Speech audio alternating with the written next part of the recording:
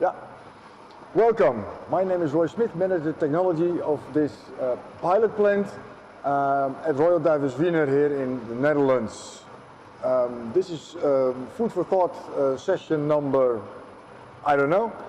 At least welcome, and today I want to talk to you about ball mill refining.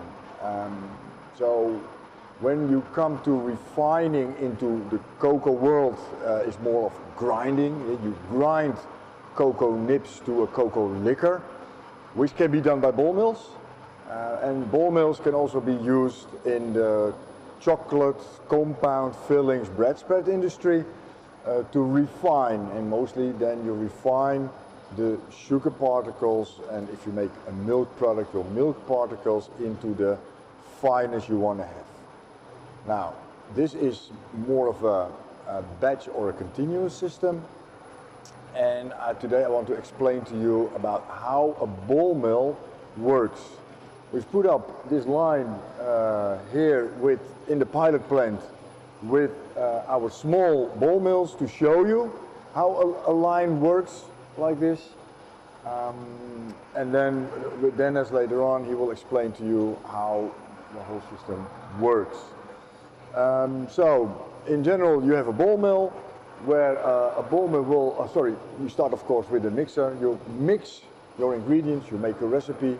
You have for chocolate your cocoa butter, your cocoa liquor, your sugar, your milk powder.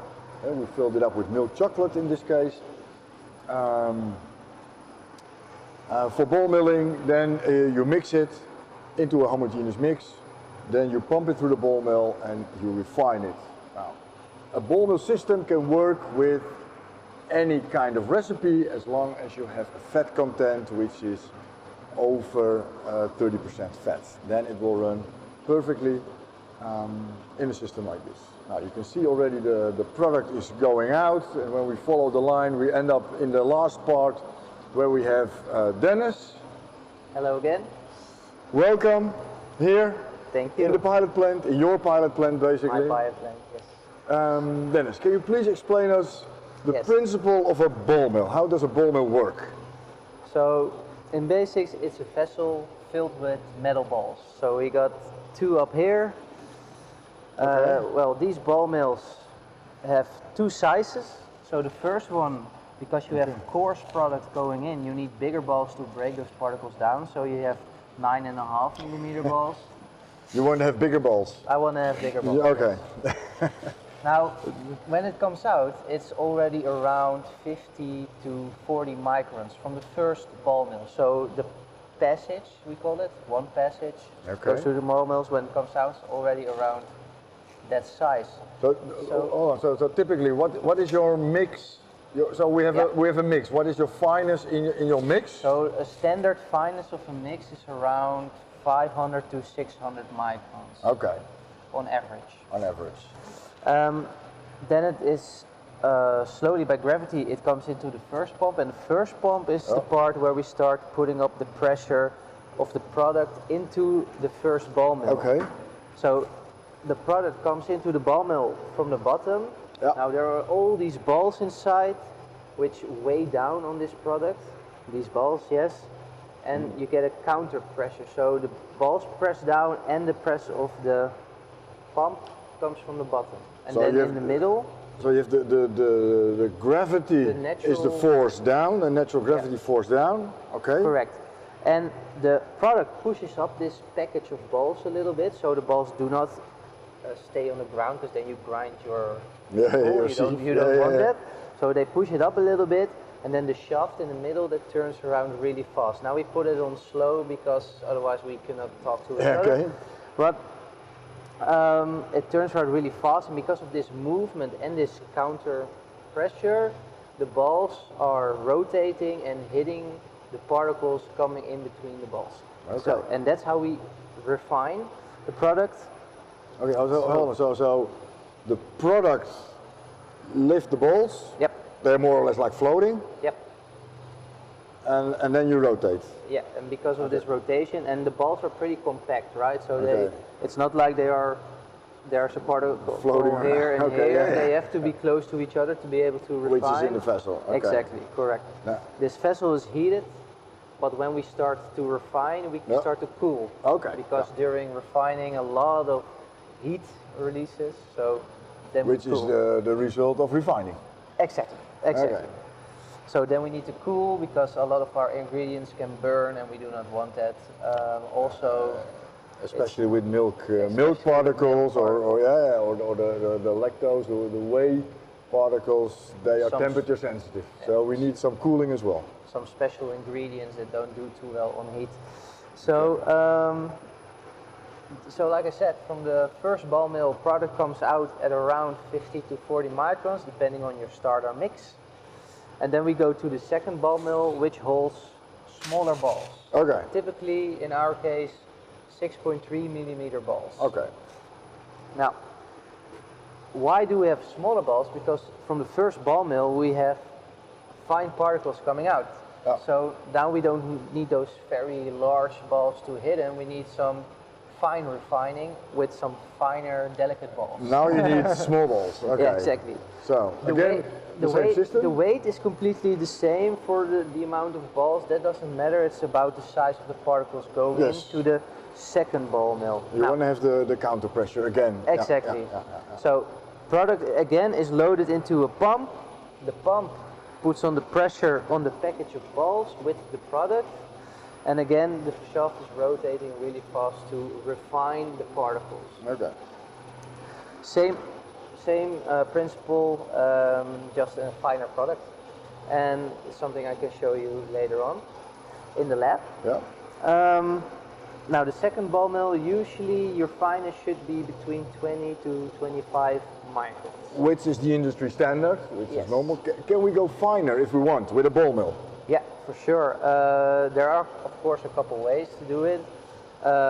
Maybe you have one ball mill and you circulate a lot of time and then you have a finer product. Or you put in a third one. What you can also do is reduce the pump speed. So you feed your product slower to the system. That means that inside of the system, chocolate remains for a longer time, which also means, again, that you refine more. So there are a couple ways to do it. Yeah, well, that was one of my questions. You're a bit ahead of me, but what are the controls? Well, so I understand now that the operator can control the speed of the pump. Yeah. And by controlling the speed of the pump, he controls the retention time of the product in the vessel.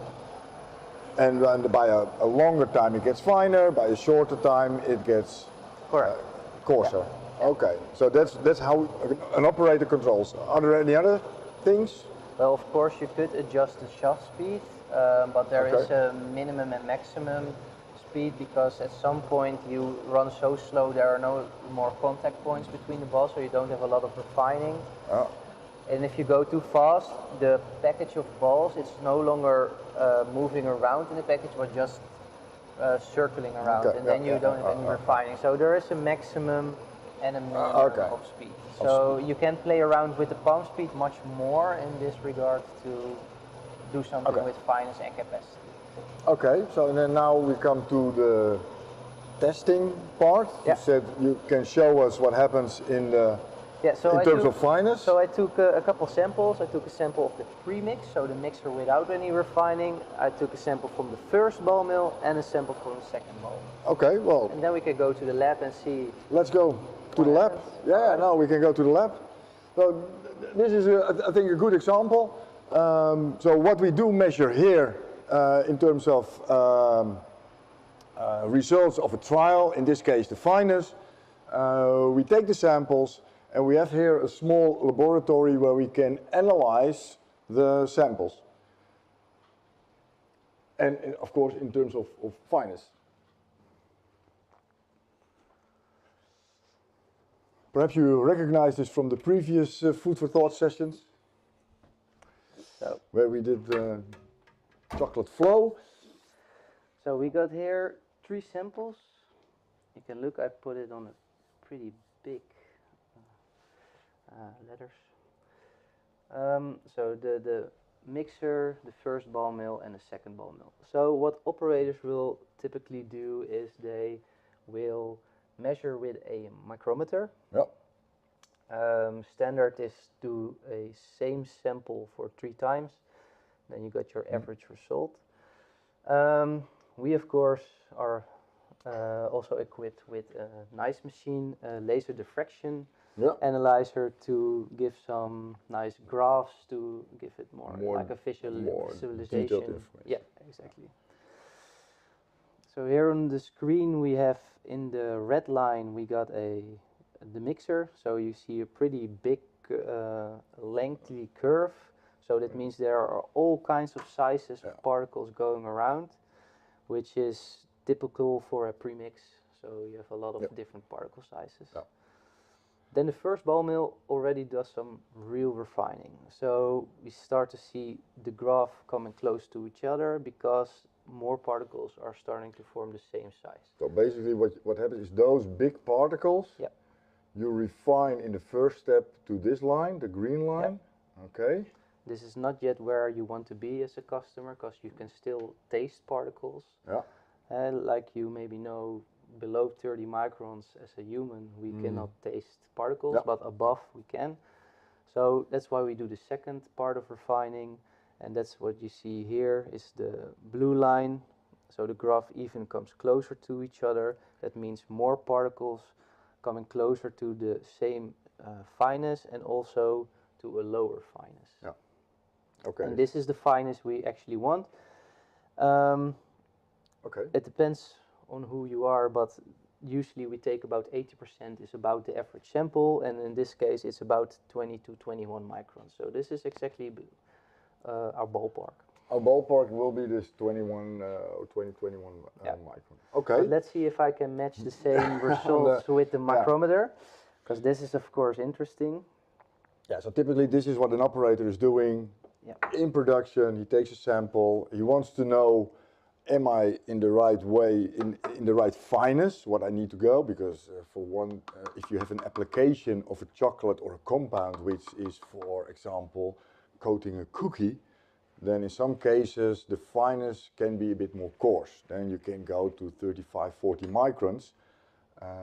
But if you want to make a bar out of it, a bar of chocolate, you want to have a smooth chocolate, then the industry standard, typically you want to go to this 20, 25 micron. So an operator wants to know, he takes a sample just like this, he puts a small amount on an hourglass, he dilutes it, because we want to know in a hand micrometer how big the particles are. So.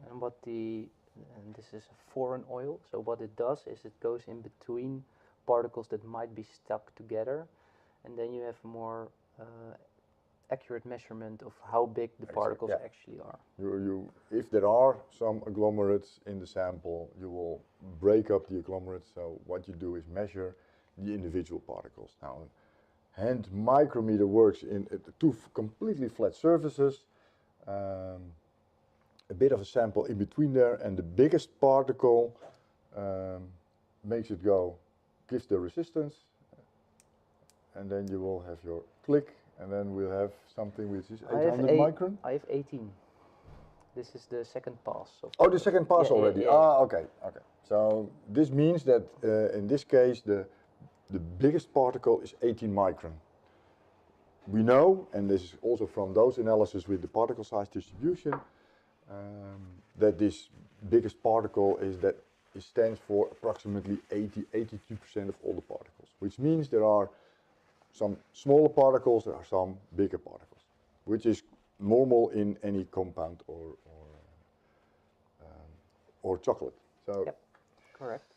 So that's how it works. So measuring by hand, measuring as we do it with the operators, in here measuring with a bit more detail in a particle size distribution curve.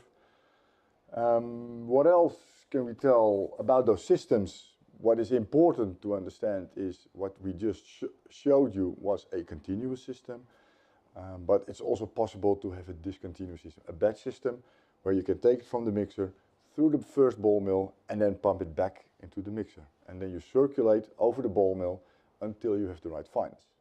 Of course, your capacity will be a little bit lower, but your fineness will be okay. So it depends on where you want to go. It's a really flexible system, ball milling.